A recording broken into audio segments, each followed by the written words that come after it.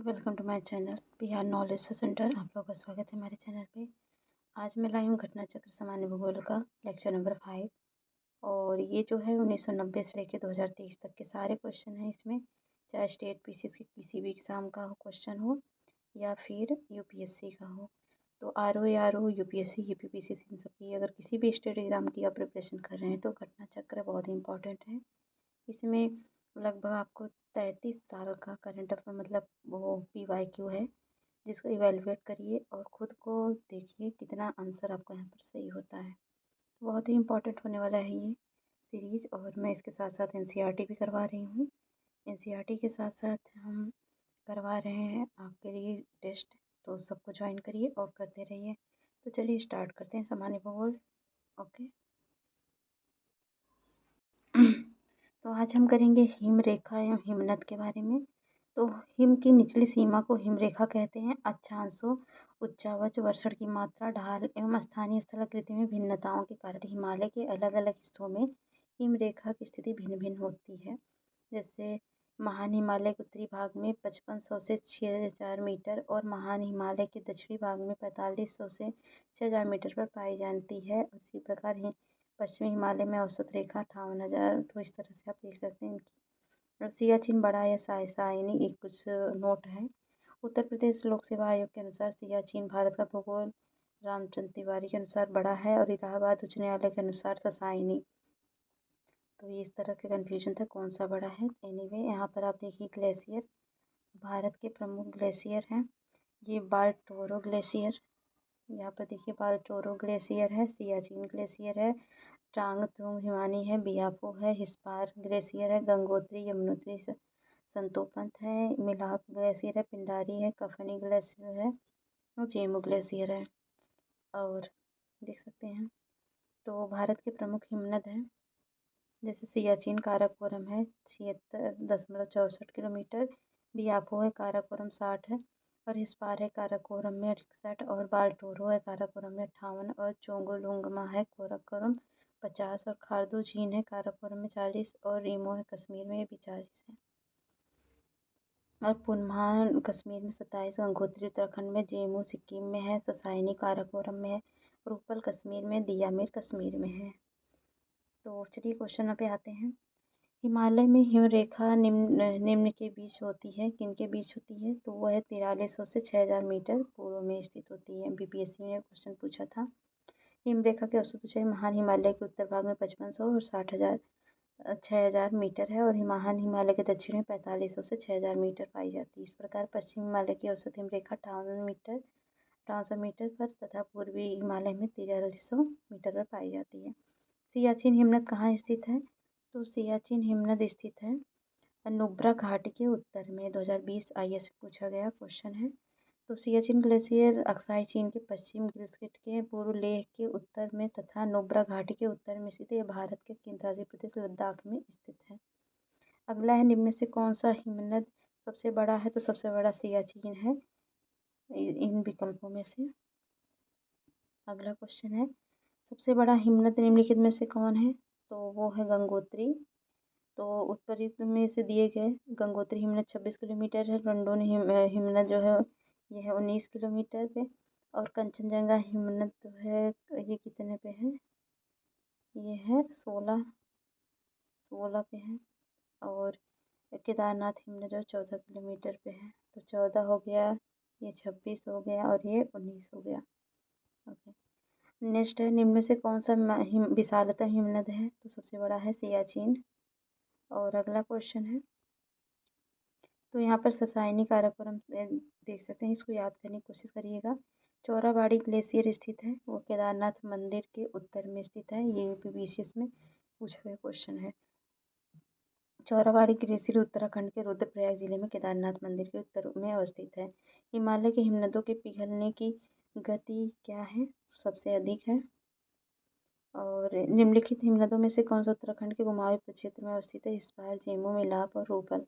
तो वो है मिलाप। तो मिलाम हिमनद उत्तराखंड के कुमाऊं प्रदेश में प्रक्षेत्र में अवस्थित मुख्य हिमनद है। इसी हिमनद से शारदा नदी का उद्गम हुआ है। इसे मिलाप। तो ये चलिए इसको मिलान करते हैं हम। देखते हैं कौन कौन सा युग्म सही है। तो बंदरपुछ यमुना सही है, बारासिंगरी गलत है, मिलाप मंदाकिनी ये भी गलत है, सियाचिन जो है नुब्रा में है ये सही है, और जेमू जो है मानस ये गलत है। तो यहाँ पर ये देख सकते हैं आप, बंदरपुछ जो है यमुना निकलती है, बारासिंगरी से चेनाब नदी निकलती है, मिलाप से गौरी गंगा निकलती है, सियाचिन से नुब्रा निकलती है, जेमू से तीस्ता निकलती है। तो निम्नलिखित हिमनद में उनकी लंबाई के घटते क्रम में सजाएं। तो पहले हिस्पार होगा, बियाप होगा, दांग तुंग होगा, सोना पानी बारासिंगरी होगा 2021 बीसी छत्तीसगढ़ में पूछा गया है इस पर। बियाप हो, दांग तुंग और सोना पानी और बारासिंगरी, इस तरह क्वेश्चन बताइए पूछता है। चलिए नेक्स्ट है पठार। पठार देखते हैं। प्रायद्वीपीय भारत की चट्टानों की उत्पत्ति लगभग 3600 मिलियन वर्ष पूर्व हुई है। कार्बोनिफेरस युग के पहले यह गोंडवाना लैंड का एक भाग था। कार्बोनिफेरस युग के दौरान दामोदर स्पैन महानदी और कोयले का निर्माण हुआ, जबकि क्रिटेशियन युग के दौरान ज्वालामुखी उद्गार से डेक्कन ट्रैप का निर्माण हुआ। इसी काल में दक्कन पठार रिसार्ट निर्मित बगावत शैलों का निर्माण हुआ। दक्कन ट्रैप का निर्माण क्रिटेशियन काल के अंतिम चरण में प्रारंभ हुआ। तो ये सारे कुछ इन्फॉर्मेशन है। ये देखिए पठार। तो लद्दाख पठार ऊपर देख सकते हैं। फिर मेघालय पठार है, छोटा नागपुर, मालवा पठार महाराष्ट्र का पठार, कठियावाड़ यहाँ पर है, तेलंगाना है, दंडाकारण्य है कर्नाटक का पठार, और ये है दक्कन का पठार। ठीक है, सबको अच्छे से देख लीजिए। तो भारत के दक्कन के पठार पर बेसाल्ट निर्मित का निर्माण कौन से काल में हुआ? तो वो हुआ क्रीटेशियस युग में। ये उत्तराखंड पीसीएस में पूछा गया क्वेश्चन है 2012 में। तो यहाँ पर एक्सप्लेनेशन है। कार्बोनिफेरस युग के दौरान दामोदर सोन महानदी और गोदावरी बेसिन में कोयले का निर्माण हुआ, जबकि क्रिटेशियन युग के दौरान अत्यधिक ज्वालामुखी उद्गार से दक्कन ट्रैप का निर्माण हुआ। मेघालय का पठार भाग है, ये प्रायद्वीपीय खंड का भाग है। मेघालय का पठार प्रायद्वीपीय पठार का विस्तार है। ब्रंसन कारण प्रायद्वीपीय भाग से मालदा गैप द्वारा पृथक किया गया है। भारत के अतिरिक्त प्रायद्वीपीय पर्वत निर्मित हुए हैं कौन से में? तो वो हुए हैं सीनोजोइक इरा में। वो बीपीएससी में पूछा गया क्वेश्चन है। छोटा नागपुर पठार का सर्वाधिक घना बसा जिला धनबाद क्यों है? तो वह खनन उद्योग का विकास और औद्योगिकी कारण है। ठीक है, ये यूपीपीसी 2007 में पूछा गया है। छोटा नागपुर पठार है, एक अगम अग्र गंभीर है। ठीक है, ये भी बीपीएससी में। छोटा नागपुर पठार विभिन्न ऊंचाइयों के पठारों का क्रम मिलता है। मध्य पश्चिम भाग पर पाटभूमि स्थित है, जिसकी अधिकतम ऊंचाई 1100 मीटर मिलती है। इस पठार के प्रत्येक दिशा में सोपान मिलते हैं। पठार में ढाल तीव्र तीव्र स्कर्पों के रूप में पाए जाते हैं, अतः यह एक अग्रगंभीर है। तो ये ABCD दिया गया है, इनको बताना है कौन सा क्या है यहाँ पे। तो रिफ्ट घाटी है, 1 मिनट, ये जो है ए है रिफ्ट घाटी का है, और ये छत्तीसगढ़ का मैदान है बी, और सी है छोटा नागपुर का, और पठार वर्षाछाया क्षेत्र है डी। तो ठीक है, इस तरह सी हो जाएगा। और अगला है अरावली एवं विंध्य श्रृंखलाओं के मध्य कौन सा पठार स्थित है? तो है मालवा का पठार। अरावली और विंध्य के बीच कौन सा पठार है? मालवा का पठार। अरावली विंध्य मालवा। कौन सा पठार अरावली एवं विंध्य के बीच है? तो मालवा। याद कर लीजिए, रट डालिए इसी टाइम। अगला है दंडकारण्य क्षेत्र अवस्थित है, तो वह छत्तीसगढ़ एवं उड़ीसा के मध्य। दंडकारण्य छत्तीसगढ़ उड़ीसा के मध्य है। यूपीपीसी मेन से पूछा गया क्वेश्चन है। दंडकारण्य क्षेत्र कहाँ पर है? ये है छत्तीसगढ़ और किसके हैं? उड़ीसा के मध्य है। दंडकारण्य भारत के मध्यवर्ती भाग में स्थित है। यह मुख्यतः उड़ीसा, छत्तीसगढ़, तेलंगाना, महाराष्ट्र, आंध्र प्रदेश में फैला हुआ है। दंडकारण्य भारत के किस भाग में स्थित है? तो वह मध्यवर्ती। बिहार के निम्न हिस्सों में से कौन सा हिस्सा भूतात्विक दृष्टि अपेक्षाकृत पुराना है? तो वह खंड खड़गपुर पहाड़ियाँ। खड़गपुर पहाड़ियाँ धारवाड़ क्रम की हैं, जबकि रोहतास पठार विंध्यान क्रम की, और उत्तर पश्चिम पहाड़ियाँ तृतीय क्रम की तथा उत्तर गंगा मैदान नवीनतम है। निम्न में से कौन सा मेघालय पठार का अंश नहीं है? तो भुवन पहाड़ियाँ ये नहीं है, बाकी गारो है, खासी है, जयंतियाँ हैं। ठीक है, तो अगला है अलबामा हिल स्थित है, तो वह कहाँ पर स्थित है? बीजापुर अपलैंड के दक्षिण में। अब है तटीय भाग। भारत की तट रेखा। तो भारत 3 ओर समुद्र से घिरा है। भारत की तट रेखा की लंबाई 7516.6 किलोमीटर है। भारत की तट रेखा पूर्व से बंगाल की खाड़ी, दक्षिण में हिंद महासागर और पश्चिम में अरब सागर सहित मुख्य भूमि और द्वीपों से घिरी है। भारत की तट रेखा पर 9 राज्य एवं 4 केंद्रशासित प्रदेश हैं, जिनको आप देख सकते हैं। तो गुजरात है 1214, और महाराष्ट्र है 652 और गोवा है 118, कर्नाटक है 280, केरल है 569 और तमिलनाडु है 906 और आंध्र प्रदेश है 973, उड़ीसा है 476, पश्चिम बंगाल है 157 और दादरा और नगर हवेली है, दमन दीव है 42 और लक्षद्वीप 132, पुडुचेरी 30 और अंडमान निकोबार द्वीप समूह 1962। तो कुल मिलाकर 7516 हुआ। तो ये देख सकते हैं भारत के तटरेखीय राज्य, ये देखिए पश्चिम बंगाल है, उड़ीसा, महाराष्ट्र, गोवा, आंध्र प्रदेश, तमिलनाडु, गुजरात। और ये हल्दिया है 3 गोपालपुर, विशाखापत्तनम, एन्नौर, चेन्नई, उरोली मरीन बीच यहाँ पर है। और कन्याकुमारी, उडुपी, कालांगुट, पुलिन और जंजीरा। ठीक है, तो अगला है क्वेश्चन पे आते हैं। इनमें से किस तट से भारत का औसत समुद्री तल नापा जाता है? तो वह नापा जाता है चेन्नई के। तो भारत का औसत समुद्री तल चेन्नई तट से नापा जाता है। भारत के प्रादेशिक जल क्षेत्र का विस्तार है तो वह है 12 समुद्री मील तक की। बीपीसीए 2005 में पूछा गया क्वेश्चन है। भारत की तटरेखा की कुल लंबाई लगभग है वो है 7500 और भारत की तटरेखा है यहाँ पर दिया है 7500 है, तो भाई गलत ऑप्शन दिया है। भारत के निम्नलिखित राज्यों में से किसकी तटरेखा सबसे लंबी है? तो वह है गुजरात की। गुजरात की है 1214 और महाराष्ट्र की 652, आंध्र प्रदेश की 973 है। भारत के किस राज्य का समुद्री तट सबसे अधिक लंबा है? तो वह लंबा है गुजरात का। कितनी बार क्वेश्चन पूछा है आप खुद देख सकते हो। निम्नलिखित में से भारत का कौन सा राज्य सर्वाधिक लंबी तटरेखा वाला राज्य है? तो वह है गुजरात। भारत में कितने राज्य तटरेखा से लगे हैं? तो वह लगे हैं 9। प्राचीन भारतीय ऐतिहासिक भूगोल में रत्नाकर नाम सूचक था हिंद महासागर का। सर्वाधिक तटीय अपर्दन होता है लहरों से। पूर्वी एवं पश्चिमी घाट की बात करें तो भू आकृति के आधार पर भारत के तटीय मैदान को 3 वर्गों में वर्गीकृत किया गया है। गुजरात या कठियावाड़ तटीय मैदान, पश्चिम तटीय मैदान और पूर्वी तटीय मैदान। ठीक है, गुजरात तटीय मैदान में गुजरात, दादर, नगर हवेली और दमन और दीव के तटीय भागों में विस्तृत है। साबरमती, माही आदि नदियों के जलोढ़ निक्षेपों से निर्मित है। इसके दक्षिण में अरब सागर एवं पश्चिम में कठियावाड़ प्रायद्वीप है। भारत का पश्चिमी तट पश्चिमी घाट तथा अरब सागर के बीच इसी संकीर्ण मैदान है। इस तट को 3 भागों में विभाजित किया जा सकता है। तट के उत्तरी भाग को कोंकण तट, मध्य भाग को कर्नाटक तट और कनारा तट और दक्षिण भाग को मालाबार तट कहा जाता है। कनारा तट को मंगलुरु और मालाबार एवं मंगलुरु कन्याकुमारी तक विस्तृत है। तटीय मैदान महानदी, गोदावरी, कृष्णा, कावेरी नदियों के डेल्टाओं से निर्मित होने के कारण उपजाऊ है। इनमें महानदी एवं कृष्णा नदियों के बीच के मैदान उत्तरी सरकार तट कहा जाता है। कोरोमंडल तट का विस्तार भारत के दक्षिण प्रायद्वीप के दक्षिण पूर्व में आंध्र प्रदेश से फाल्गुडी बिंदु से तमिलनाडु के केप कैमोरिन तक है। ठीक है, तो ये पूरा दिया गया है। चलिए क्वेश्चन पे आते हैं। भारत के पश्चिम तटीय निम्नलिखित शहरों पर विचार कीजिए।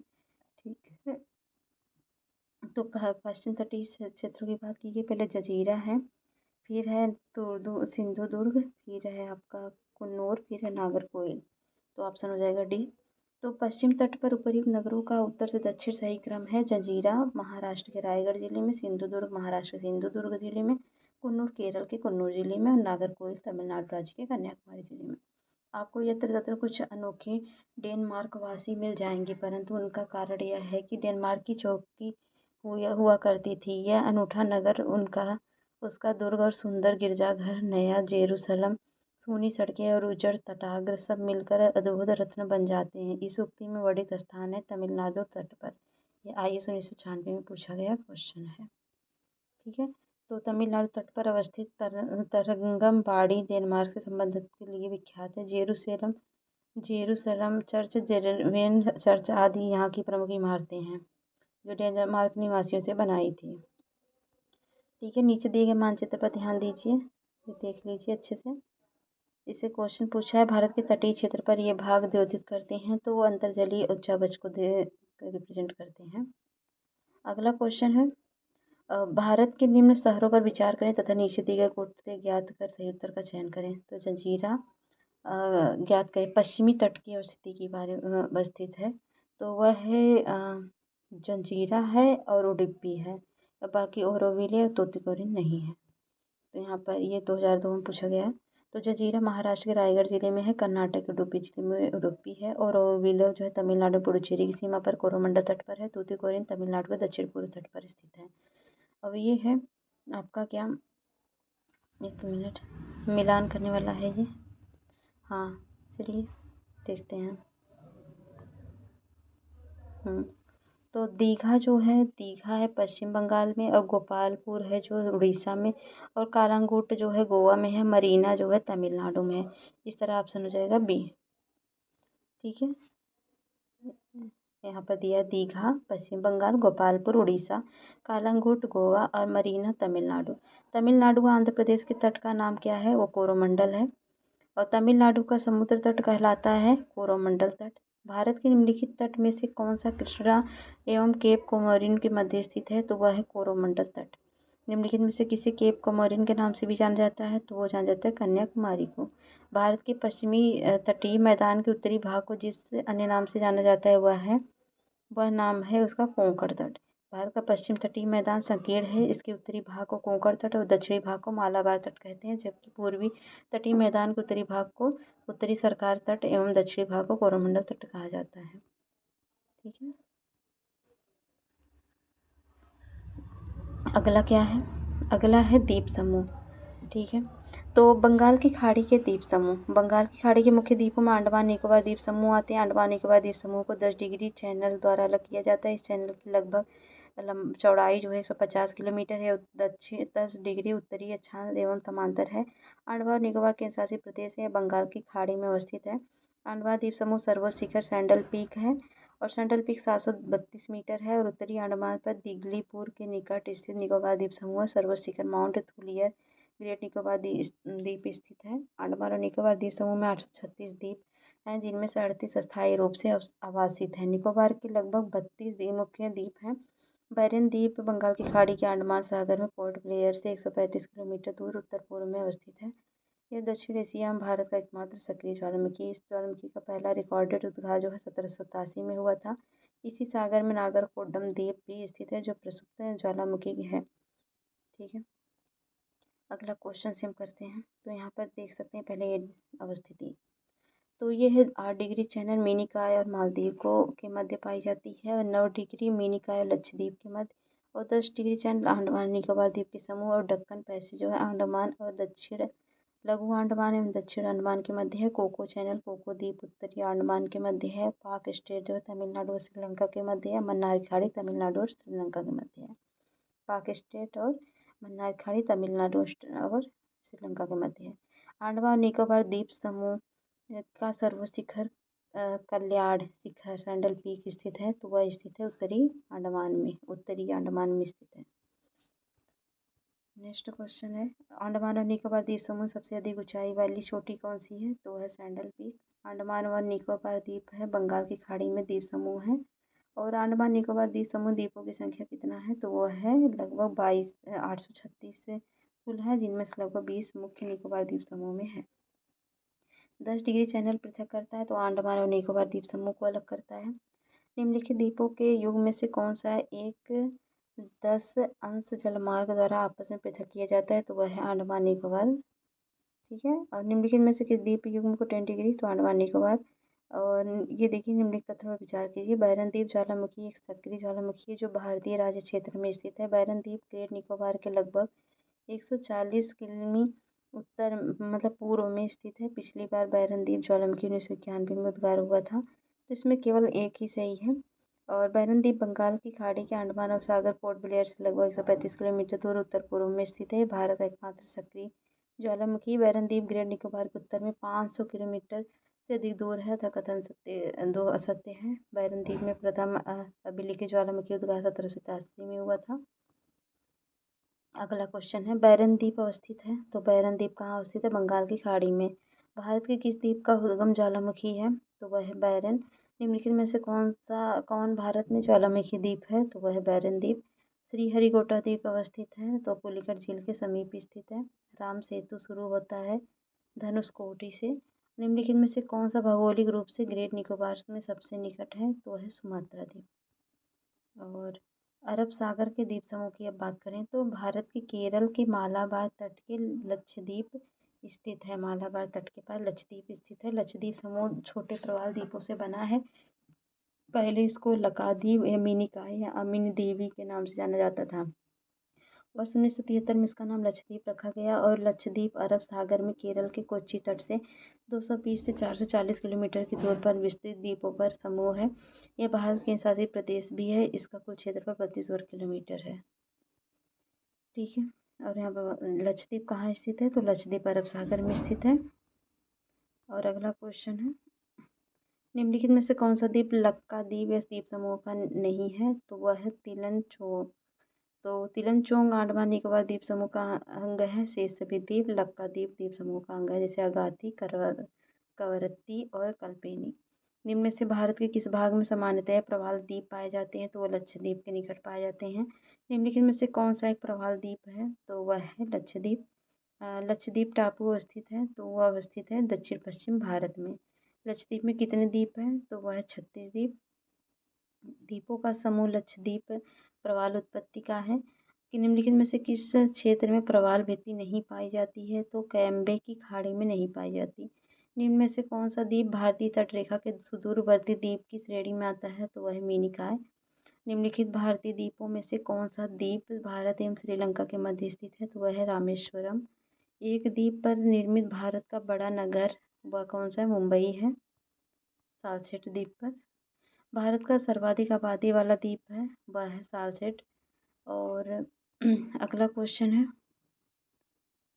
अगला है वेयंत सयोधर अवस्थित कहाँ पर है? तो यह कच्छ की खाड़ी में है। पीरम कहाँ पे है? पीरम जो है खंबात की खाड़ी में। द्वारका जो है, द्वारका है अरब सागर तट पर। और दीव जो है कठियावाड़ तट पे। तो दीव जो है बेअंत सायोधर जो कच्छ की खाड़ी में, पीरम जो खंबात की खाड़ी है, और द्वारका अरब सागर तट पर, दीव जो है कठियावाड़ तट पर।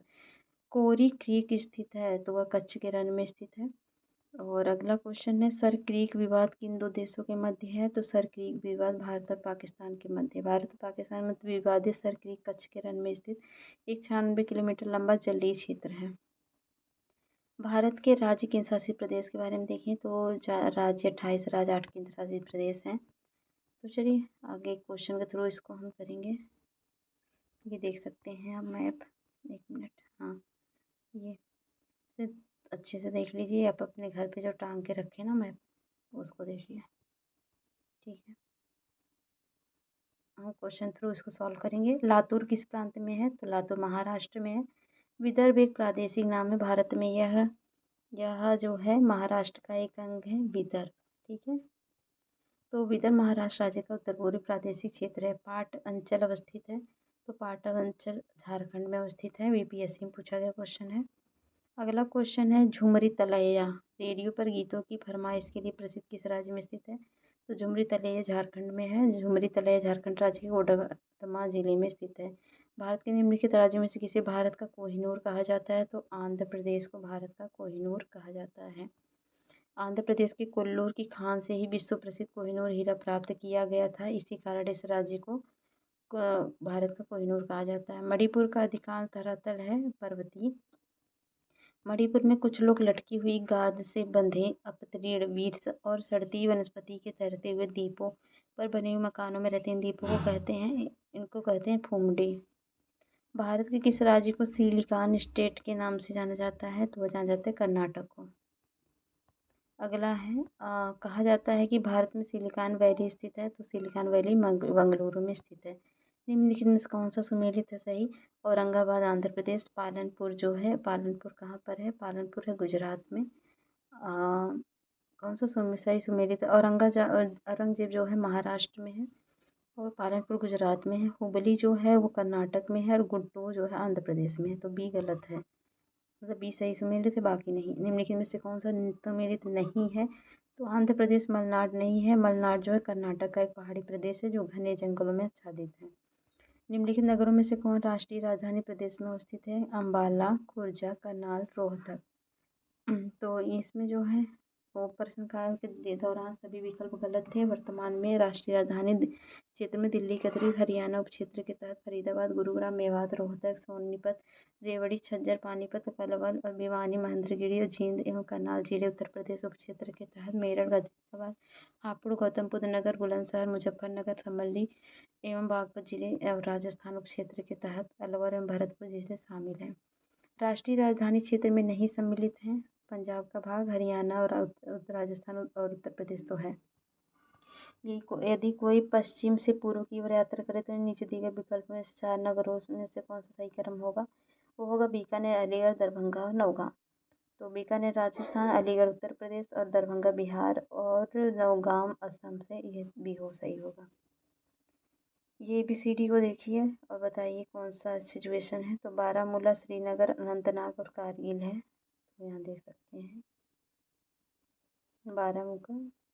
तो निम्न वाक्य में कौन सा सही है? तो मध्य प्रदेश की सीमा 7 राज्यों से लगी है, सही है। भोपाल कर्क रेखा के ऊपर में स्थित है, गलत है। पंजाब राज्य सीमा, ये सब गलत है।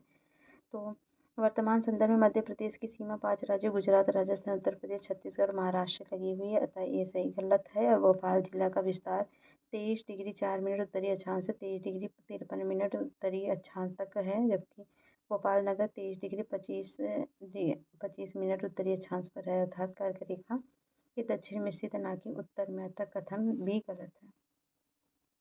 अगला है क्षेत्रफल के अनुसार निम्नलिखित राज्यों का सही अवरोही क्रम क्या है? तो वो हो जाएगा पहले मध्य प्रदेश, फिर हो जाएगा उत्तर प्रदेश, फिर होगा आपका आंध्र प्रदेश, फिर बिहार। तो मध्य प्रदेश, उत्तर प्रदेश, आंध्र प्रदेश, बिहार अवरोही क्रम पूछा है। निम्न राज्यों में से किसका क्षेत्रफल सबसे कम है? तो सबसे कम है तमिलनाडु का, बाकी गुजरात इनका है। तमिलनाडु राज्य सबसे कम है। भारत के समस्त राज्यों के क्षेत्र अनुसार उत्तर प्रदेश का क्या स्थान है? तो राज्यों के क्षेत्रफल अनुसार चौथा है। ठीक है। भारत के निम्नलिखित राज्यों में से कौन सा जनसंख्या की दृष्टि से द्वितीय एवं क्षेत्रफल की दृष्टि से तृतीय स्थान पर है? तो उत्तर प्रदेश, मध्य प्रदेश। तो इसमें हो जाएगा आपका महाराष्ट्र। भारत का लगभग 30% क्षेत्र 3 राज्यों में समाहित है। ये 3 राज्य कौन से हैं? तो वो 3 राज्य हैं राजस्थान, मध्य प्रदेश और महाराष्ट्र। ये भी पीछे 2006 और 9 दोनों में पूछा गया क्वेश्चन है। क्षेत्रफल के क्रम में भारत के 3 बड़े राज्य कौन से हैं? तो महाराष्ट्र, राजस्थान, मध्य प्रदेश, महाराष्ट्र है। BPSC में भी 2 बार पूछा गया क्वेश्चन, 3 बार। निम्नलिखित में से कौन सा भारत के राज्यों को उनके सही आरोही क्रम में लगाइए? तो छत्तीसगढ़ हो जाएगा, फिर झारखंड, फिर हिमाचल प्रदेश, फिर उत्तराखंड। तो छत्तीसगढ़ का है इतना 1,35,192, झारखंड का 79,716 है, फिर उसका हिमाचल प्रदेश का 55,673 है, फिर उत्तराखंड का 53,483। आगे है भारत के निम्नलिखित राज्यों को उनके भौगोलिक क्षेत्र के घटते क्रम में व्यवस्थित कीजिए। तो घटते क्रम में लगाना तो राजस्थान, महाराष्ट्र, कर्नाटक, तमिलनाडु होगा। निम्न से कौन सा राज्य क्षेत्रफल में सबसे छोटा है? तो निम्नलिखित में उत्तराखंड छोटा है। यहाँ पर उत्तर प्रदेश है 2,40,928 और मध्य प्रदेश है 3,08,252 और राजस्थान है 3,42,239 और उत्तराखंड है 53,483। भारत में जनसंख्या के अनुसार तीसरा एवं क्षेत्रफल में 12वां राज्य कौन सा है? बिहार है। निम्नलिखित राज्यों में कौन सा उत्तर प्रदेश के सीमावर्ती है? तो उत्तर प्रदेश के सीमावर्ती राज्य हैं आपके उत्तर प्रदेश के 2 राजस्थान है, छत्तीसगढ़ है, झारखंड है, पंजाब नहीं है। आगे देखेंगे असम कुल मिलाकर कितने राज्यों एवं केंद्रशासित प्रदेशों से घिरा है? तो असम की बात हो रही थी वो 7। छत्तीसगढ़ की सीमा उभयनिष्ठ नहीं है, किसके साथ? तो बिहार के साथ। छत्तीसगढ़ की सीमा बिहार के साथ स्पर्श नहीं करती है। निम्न नगरों में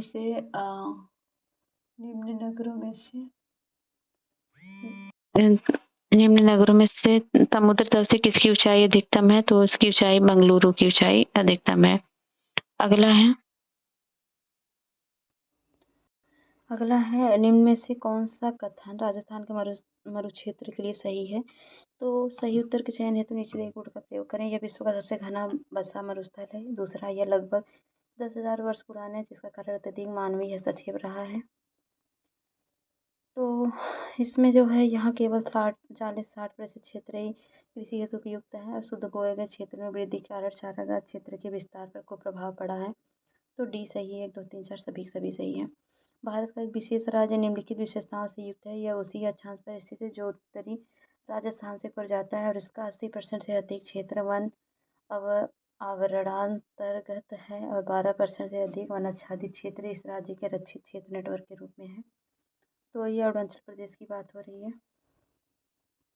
कौन सा राज्य उत्तर पूर्वी राज्यों की 7 बहनों में भाग नहीं है? तो वह नहीं है पश्चिम बंगाल, बाकी मेघालय, अरुणाचल प्रदेश, त्रिपुरा है। तो उत्तर पूर्वी राज्यों में 7 बहनों के नाम से प्रसिद्ध अरुणाचल प्रदेश, असम, मेघालय, मणिपुर, मिजोरम, नागालैंड, त्रिपुरा, पश्चिम बंगाल इसमें नहीं है। वर्ष 1953 में जब आंध्र प्रदेश एक अलग राज्य बना तब उसकी राजधानी कौन बनी? गुंटूर, कर्नूल या नेल्लौर या वारंगल? तो कर्नूल बनी थी। अगला है देश के किस प्रदेश में सबसे अधिक जिले हैं? तो वहाँ पर उत्तर प्रदेश में सबसे अधिक जिले 75 जिले हैं। बाकी तमिलनाडु में 38, महाराष्ट्र में 36 और मध्य प्रदेश में 52। भौगोलिक क्षेत्र की दृष्टि से भारत के निम्न जिलों में से कौन सा जिला सबसे बड़ा है? तो वह है कच्छ। सोनभद्र जिले को स्पर्श करती है 4 राज्यों की सीमाएं। कौन कौन से ठीक है वो 4 राज्य हैं छत्तीसगढ़, बिहार, मध्य प्रदेश, झारखंड। 4 दक्षिणी राज्य हैं आंध्र प्रदेश, कर्नाटक, केरल और तमिलनाडु में से कौन सा सबसे अधिक भारतीय राज्यों के साथ सीमावर्ती है? तो वह है आंध्र प्रदेश और कर्नाटक। और निम्नलिखित राज्यों समूह में से कौन सा तेलंगाना राज्य की सीमा बनाता है? तो बनाता है आंध्र प्रदेश, कर्नाटक, महाराष्ट्र, छत्तीसगढ़। तेलंगाना राज्य की सीमा छत्तीसगढ़, महाराष्ट्र, कर्नाटक एवं आंध्र प्रदेश को स्पर्श करती है। निम्न में से कौन सुमेल नहीं है? मणिपुर, आइजोल। और मणिपुर आइजोल नहीं है क्योंकि मणिपुर की है इम्फाल और त्रिपुरा की अगरतला और नागालैंड की कोहिमा, अरुणाचल प्रदेश की ईटानगर है। गुजरात की राजधानी कौन सी है? तो गांधीनगर है। राजस्थान की राजधानी कौन सी है? तो राजस्थान की जयपुर है। ईटानगर किस राज्य की राजधानी है? तो वह है अरुणाचल प्रदेश की। और अरुणाचल प्रदेश की राजधानी ईटानगर जबकि मिजोरम की आइजोल और त्रिपुरा की अगरतला और पुडुचेरी की राजधानी पुडुचेरी है। भारत की 19वीं राज्य की राजधानी है वह है हैदराबाद। अरुणाचल प्रदेश में कौन सम्मिलित है? तो मिजोरम, आइजोल, असम, दिसपुर, मेघालय, शिलांग, मिजोरम, आइजोल और नागालैंड, कोहिमा। निम्नलिखित में से कौन सा एक सुनियोजित राजधानी नगर नहीं है? चंडीगढ़, भुवनेश्वर, बेंगलुरु और गांधीनगर। बेंगलुरु नहीं है शहर। तो चंडीगढ़, भुवनेश्वर, गांधीनगर सुनियोजित राजधानी नगर है जबकि बेंगलुरु सुनियोजित राजधानी नगर नहीं है। ये मिलान करना है। तो असम है कोहिमा, नागालैंड असम है दिसपुर, नागालैंड की क्या है कोहिमा और अरुणाचल की ईटानगर, मेघालय की शिलांग। ऑप्शन बी हो जाएगा सही।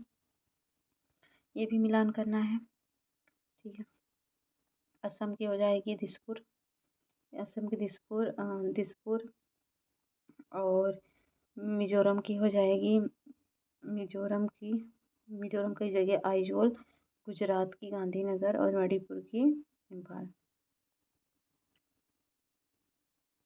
तो आगे भारत का कौन सा राज्य अधिकतम राज्य सीमाओं को छूता है? तो वह है उत्तर प्रदेश। मध्य प्रदेश किस राज्य की सीमा नहीं छूती? और झारखंड की नहीं छूती। भारत के संदर्भ में छत्तीसगढ़ किस भू आकृतिक प्रदेश के अंतर्गत आता है? तो आता है प्रायद्वीपीय उच्चभूमि के। अब केंद्र शासित प्रदेश है इसको कर लें क्या? चलिए क्वेश्चन के थ्रू इसको कर लेते हैं। बाकी पढ़ना चाहे तो स्क्रीन पॉज करके पढ़ लीजिएगा। वैसे क्वेश्चन के थ्रू सब सॉल्व हो ही जाता है। तो भारत में केंद्र शासित राज्यों की संख्या कितनी है? तो अभी 7 है। तो कौन से? दिल्ली, चंडीगढ़, लक्षद्वीप है, पुडुचेरी, अंडमान निकोबार द्वीप समूह, जम्मू कश्मीर और लद्दाख है। भारत का सबसे बड़ा संघ राज्य कौन सा है? दिल्ली है। और भारत का सबसे छोटा केंद्र शासित क्षेत्र कौन सा है? तो लक्षद्वीप है। पुडुचेरी का क्षेत्र विभाजित पाया जाता है और तमिलनाडु, केरल और आंध्र प्रदेश राज्यों के बीच। निम्नलिखित में से एक केंद्र शासित क्षेत्र नहीं है? त्रिपुरा, दमन एवं दीव, लक्षद्वीप और पुडुचेरी। तो त्रिपुरा नहीं है। तो दमन और दीव के बारे में कौन सा कथन सत्य है? तो स्वतंत्रोत्तर ब्रिटिश आधिपत्य में था दमन और दीव के बीच खंबात की खाड़ी। तो यह हो जाएगी दूसरा, तीसरा सही है, बाकी पहला सही नहीं है। प्रश्नकाल के अनुसार दमन और दीव भारत का संघ शासित प्रदेश था। यह 2 भागों में दमन और दीव में विभाजित था। दमन और दीव की राजधानी दमन थी तथा दोनों के मध्य खंबात की खाड़ी स्थित है। पुर्तगालियों ने गुजरात से से दमन का अधिग्रहण किया और 1523 में दमन बंदरगाह पहुंचे। लगभग 4 शताब्दियों तक शासन करने के पश्चात 1961 में से पुर्तगाली स्वतंत्र प्राप्त हुई और न कि अंग्रेजों से। अतः कथन पहला गलत है। ये चित्र देखिए, छायांकित क्षेत्र है। इसमें ऊपर दिया गया मानचित्र संघ शासित प्रदेश है। ये है दादर एवं नगर हवेली का। सिलवासा राजधानी है दादर एवं नगर हवेली का। निम्न में से कौन केंद्र शासित प्रदेश नहीं है? तो गोवा नहीं है। और देश के किस राज्य का भाग राष्ट्रीय राजधानी क्षेत्र में शामिल नहीं है? दिल्ली, उत्तराखंड प्रदेश। तो देश के कुल राज्य का भाग राष्ट्रीय राजधानी क्षेत्र में शामिल नहीं है, तो उत्तर प्रदेश है।